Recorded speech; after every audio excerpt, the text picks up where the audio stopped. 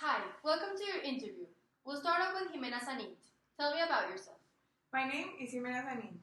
I'm currently studying business administration at CESA in Bogotá, Colombia. Through my studies and experience, I have been preparing for a career in finance. My biggest passion is helping others.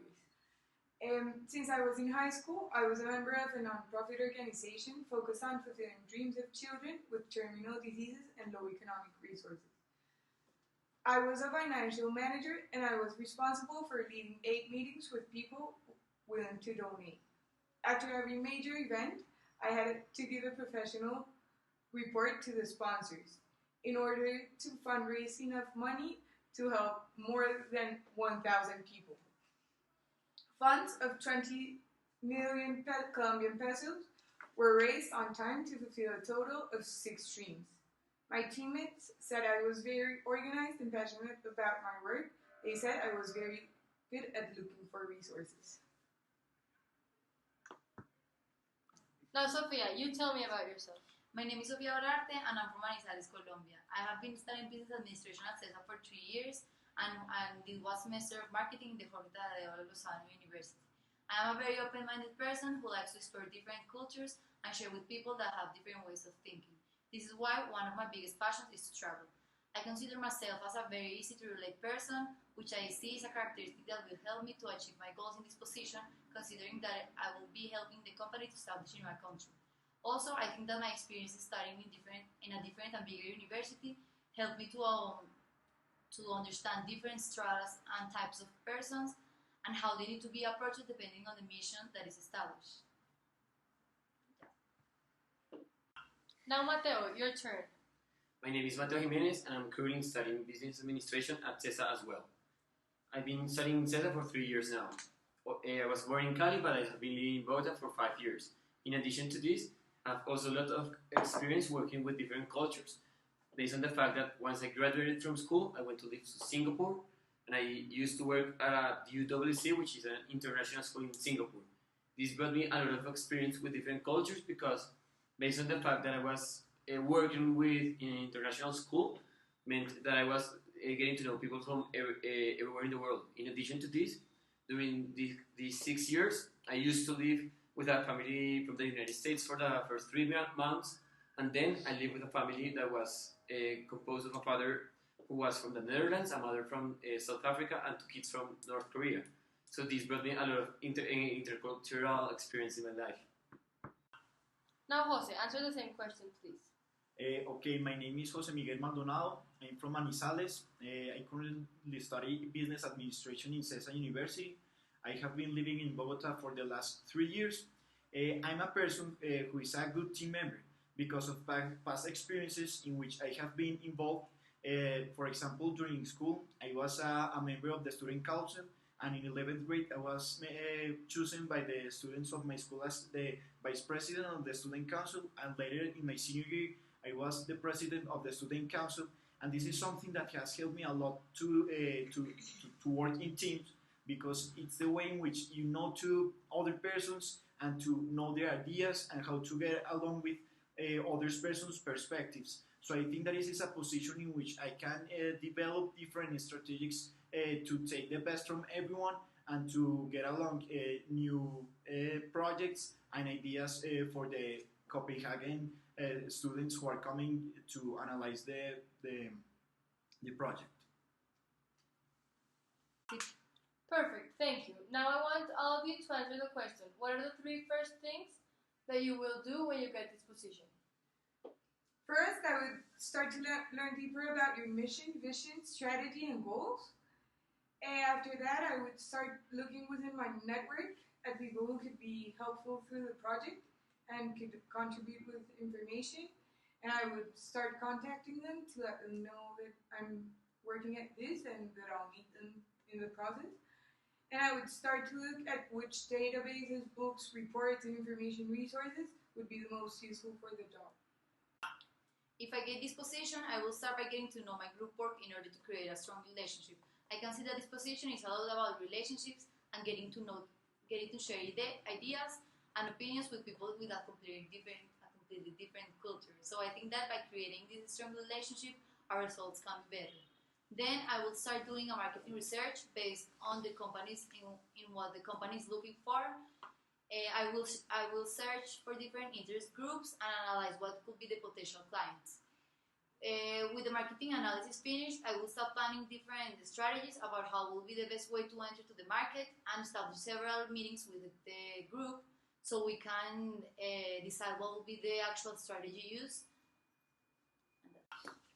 So in case I get this job, I will believe that the first thing I will do is call my parents and tell them about it. After this, I will definitely start looking to my network of people, which include over 1,000 people in Facebook and over 50 persons already in LinkedIn. Last but not least, I will start looking between the already existing databases in Colombia that will be relevant for this company, for the Danish companies that are coming to Colombia, in order to ensure that their opening is all right. Okay, the first thing that I will do is to get to know the company. Basically, the many strategies that they have along different projects, the mission, the vision, and all the aspects that are important as the essence of this company.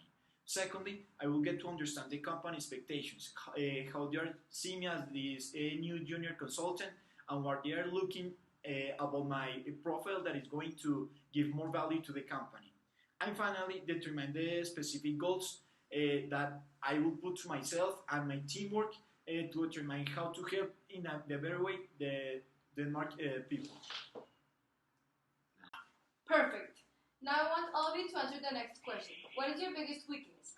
Tell me about a time it prevented you from getting a result and what you'd have done differently. My biggest weakness, which I'm currently working to improve, is that I get constantly overwhelmed with the loads of work I have. Last semester, on finals week, I was so stressed out that I started getting back pains, and that kept me from being able to study for my calculus final, which really hurt the result of this exam. One of my biggest weaknesses is that I have problems organizing my time. Sometimes I will take too long in a part that doesn't need that much attention and less time in the most important topics. This weakness prevented me to pass the math fundamental class the second semester. I was repeating this class and I couldn't fail the last exam. In my situation, I didn't plan my study time correctly and forgot to review some topics, which made me fail the test and the class.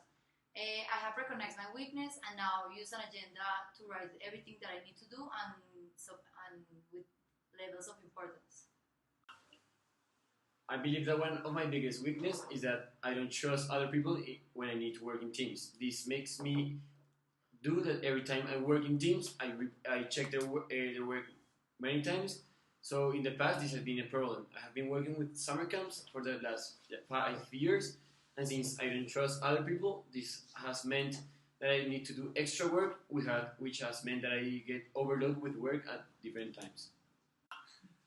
Okay, I will say that my main weakness is that I'm a very undecided person in certain situations. For example, last year I developed an own business in which I had some possible investors, and I was very undecided on which one to choose and which options of finance to choose. This was something very difficult for me because it took me a lot of time, and for the moment that I decided, all investors were gone, and it was something that was very hard for me, but I learned a lot from the situation. Excellent. Now, how lucky are you guys and why? Personally, I don't believe in luck. I consider that you are in charge of leading your own fate. I think that believing in luck could set a comfortable position for some people. Just saying that if something didn't work out for them, it was tough luck. So I believe that you're the one in charge of fighting for things to come out well and not, well, hope luck to work well. Personally, I think that if things are not working well, you should go out and fix them yourself. Some people definitely are more fortunate than others in having some tools that others don't have, but I don't believe that is a determinant for anything. If that person doesn't work hard enough, those tools will be useless, and if someone else works as hard, like harder than that person, those tools will not be a must for success. I can say that I consider myself lucky in some aspects of my life, but I don't think that everything depends on luck. For For example, I can say that I'm lucky to have both of my parents alive, to have born in a household with economic stability, but I don't consider myself lucky or unlucky at the time of achieving a goal. When I have a goal in mind, I tend to work for it and don't think if luck will help me achieve it or not. To be honest with you, I strongly don't believe in luck. I believe that everybody makes their own luck, and that things that happen to you are things that either you earn and happen to you because you work for them, or they don't simply happen. But I don't believe that there's something as luck. To be honest with you, I think that I'm a very lucky person because I have built my own luck. I think that luck is something about character and personality, and it depends on the passion and the love that you put into things that you done every day. Perfect. Now answer the next question. What is your least favorite thing of humanity? I think that what bothers me the most about humanity now is egocentrism. I hate the idea that we can't all help each other to progress because everybody is too concentrated in their own improvement. In your job description, I see how you appreciate the ability of being able to work in a group. I would really appreciate this to happen in society, but I know all the difficulties for this. One of my least favorite things about humanity is when people try to grow by taking advantage or underestimating other people. I think that this act of selfishness is stopping the progress of the world. One of the things I hate most about society is racism. I strongly believe that we're all born the same and that different persons should not have more rights because of their cultural preferences or because of different religion preferences.